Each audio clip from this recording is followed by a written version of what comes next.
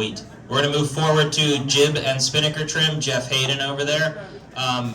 We talked a little bit on our boat. We were messing with our jib leads a little bit, maybe too much, maybe not enough. You talked about how you had both sheets in your hand all the time and you're constantly sort of adjusting your in-hauler as well as your lured sheet. So my question is, what are your visual and feel tells to tell you to adjust one or the other? Well, we never moved the leads the whole day. We just in-hauled different range. But it seemed like whatever side of the boat I was sitting on, if it was the windward side, I was playing the windward sheet in my hand mostly, even though I had the lured sheet too. But if I was on the lured side, I would play the lured sheet in my hand. I would just hold it in front of the blocks, like kind of right where the ruler is on our boat. And then I can really easily adjust it, just by feel. If there's a little lift, I kind of drop it and the leech opens up and it lets the boat heel and kind of head up, and then I'll pull it back in a little bit, and I could do the same with the windward sheet too. And it worked out because I think it seems like I haven't trimmed a ton on the J70. I've done a few regattas, but it seemed like in this kind of breeze you could set the windward sheet a little more as like a gross tune, and then play the lured sheet a little bit more. And then when I had to be on the windward side, the few times that I did, it was like there was enough load in the boat, and we were hiking against it enough that I could pull on more windward sheet, and it was more windward sheet sensitive, and you could really narrow the groove because it's super flat water and sheet really hard. But I don't know, like you guys. Well, what I found interesting about that is he's saying that when it was really light, he was leaving the weather sheet a little bit more as a gross and playing the lured sheet a bit more. And that sounds to me like the weather sheet is what's adding power to the jib. By pulling the weather sheet and in-hauling the jib, you're making the bottom of the jib and the whole thing a fuller sail, which is going to give you more power. And then you can use the lured sheet to make the little micro adjustments to help the boat come up to a lift or, press down in a header and keep your. Are you looking a lot at the leech marks? So talk about the leech telltales a bit and how you're compensating when you adjust one of those sheets. Yep, so it seems like the lured sheet will twist them off more. The windward sheet kind of brings in the entire leech at once. So I was kind of setting the windward sheet so it's not backing a ton into the main, and it kind of opens up the groove and makes it a little bit easier to steer.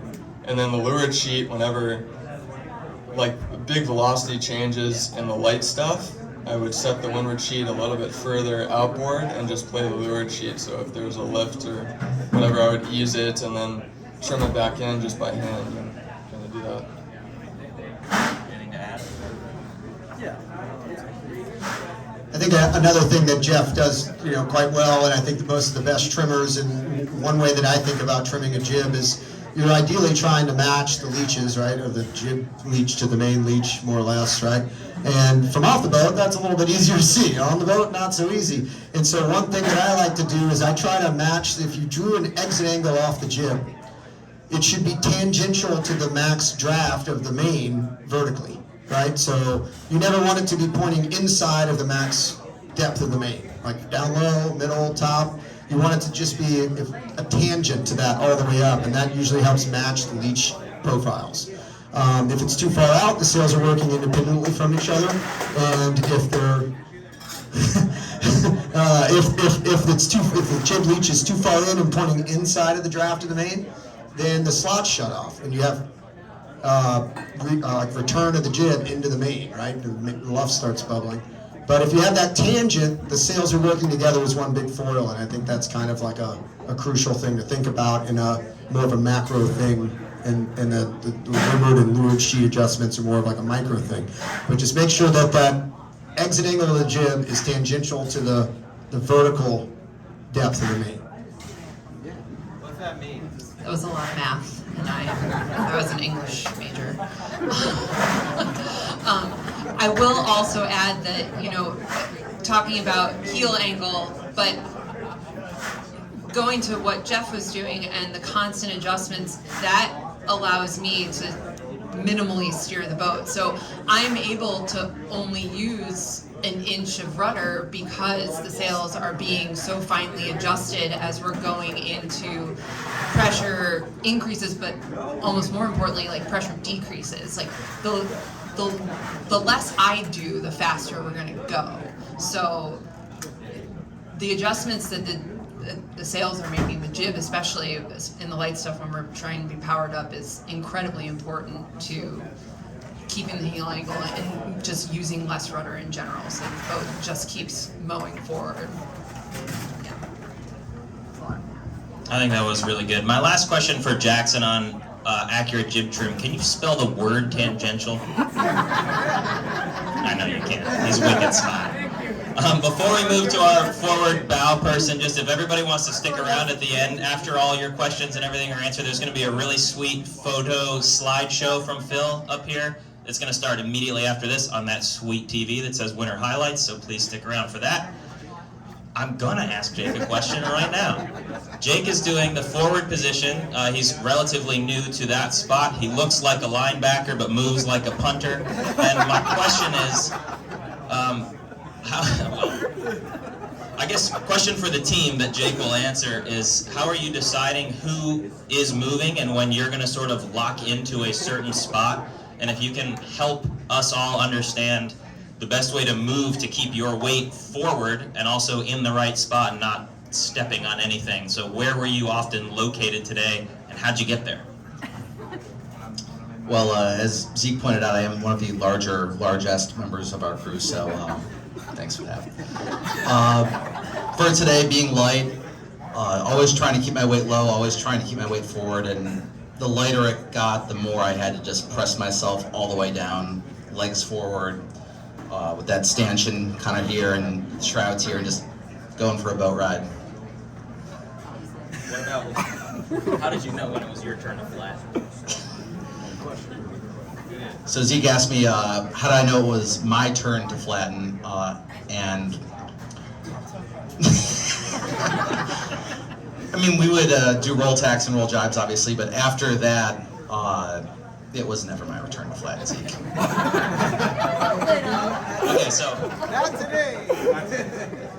can you then, Jake, can you talk us through the right timing and placement to move your weight to help the boat in the roll jibes and roll tacks? And are you involved in the flatten and then maybe in an unflatten, or are you just rolling? So normally I'm the head sail trimmer, so it was actually helpful in that doing bow through both those maneuvers, I would roll as hard as I possibly could into the maneuver, and at best I might get like leaning in back to center line a little bit, but certainly never trying to go past center line.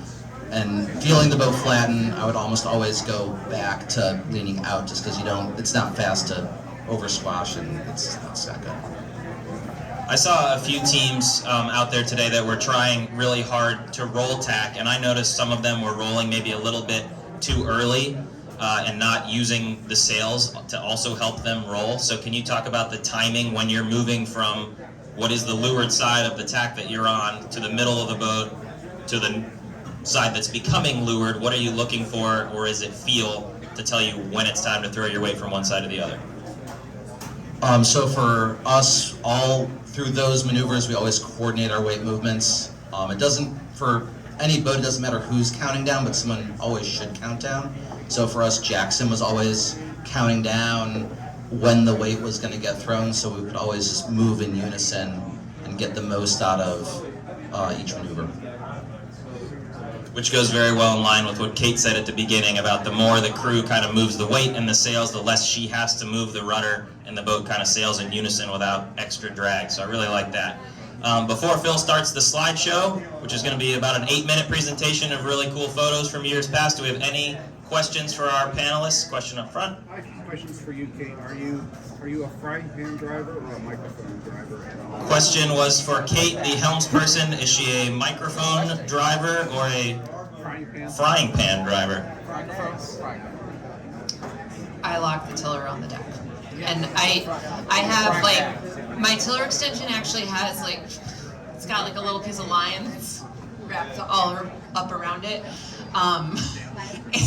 and I use that kind of as a little gauge on my fingers, but I only like it's always just right next to my leg. Yeah. And I barely move. Like, I'll frying pan, I'll microphone when we're going around and mark, but that's it. And when we go into attack. I do feel the ridges clicking over the rail, and All right, that's enough about ridges. I think I love that, especially in flat water. I think a decent rule of thumb is if it's choppy or wavy, microphone can be better when you have to steer a lot. And when it's very, very flat water, you just want to lock everything in. Frying eggs, or what was it again? Frying pan is useful. really windy, like when we were in. Yeah, even and windy. I just always down here. Frying eggs. Otherwise, we would do it. All right. Any other questions for the casting couch? Excellent, Phil. An announcement about the slideshow, or it will begin.